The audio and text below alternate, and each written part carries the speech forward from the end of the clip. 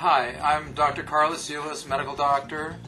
I've had many years of experience in the realm area of growth hormone since I worked with children who are short.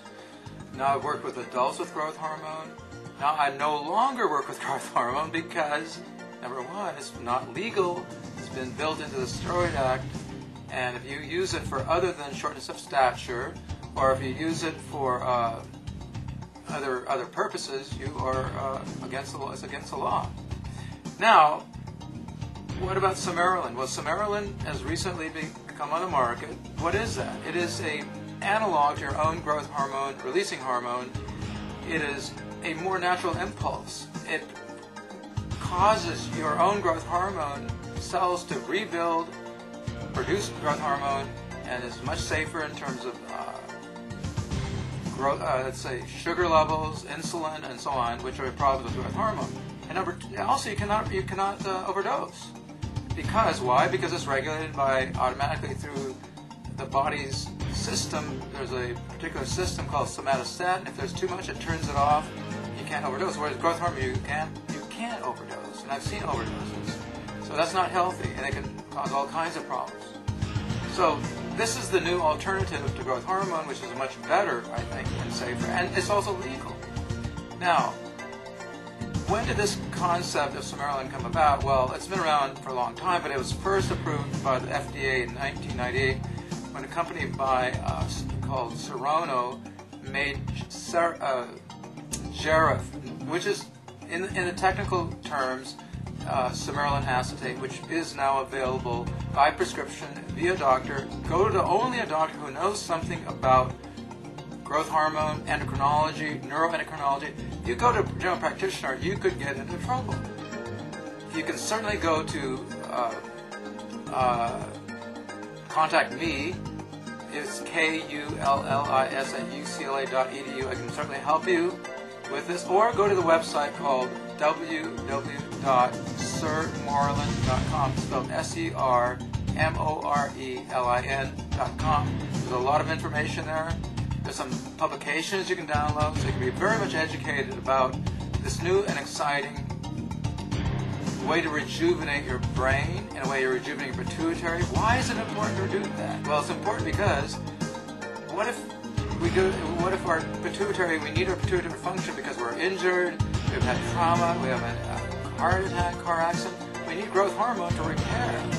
Well, if you're old and it hasn't been rebuilt, you're going to be in trouble. Or if you are a growth hormone user or abuser, you have already shut down the regenerative capacity of your pituitary. So you're in trouble. So we don't. I think this is why I'm taking it. Just took a shot every night. We're going to do that for the next 6 months to a year to rebuild my pituitary reserve and also the release. Now, let me just briefly talk a little bit about women and Sermorelin and growth hormone.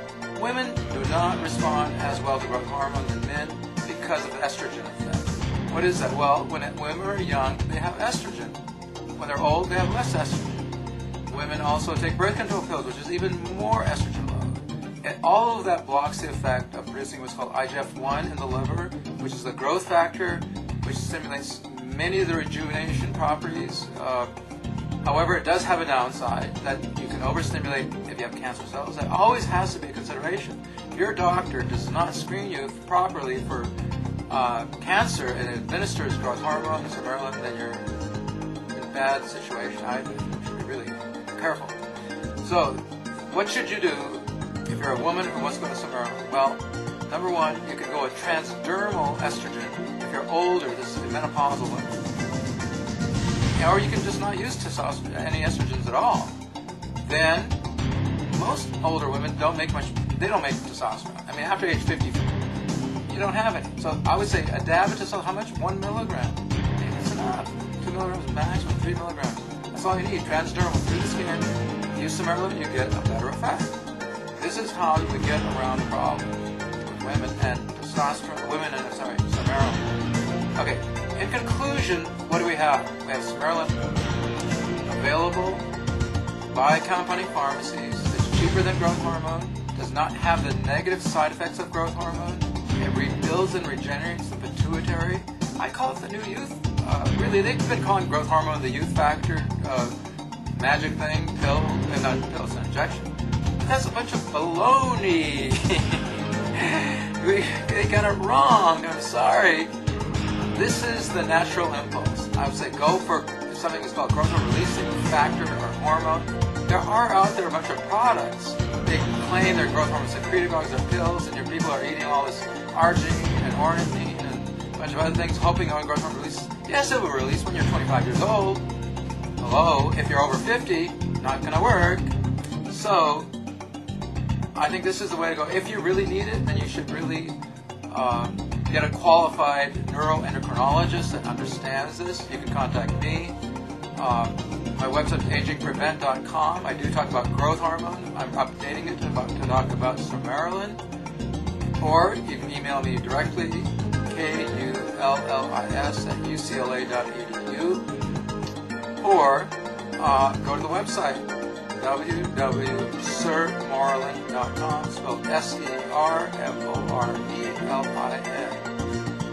And that's the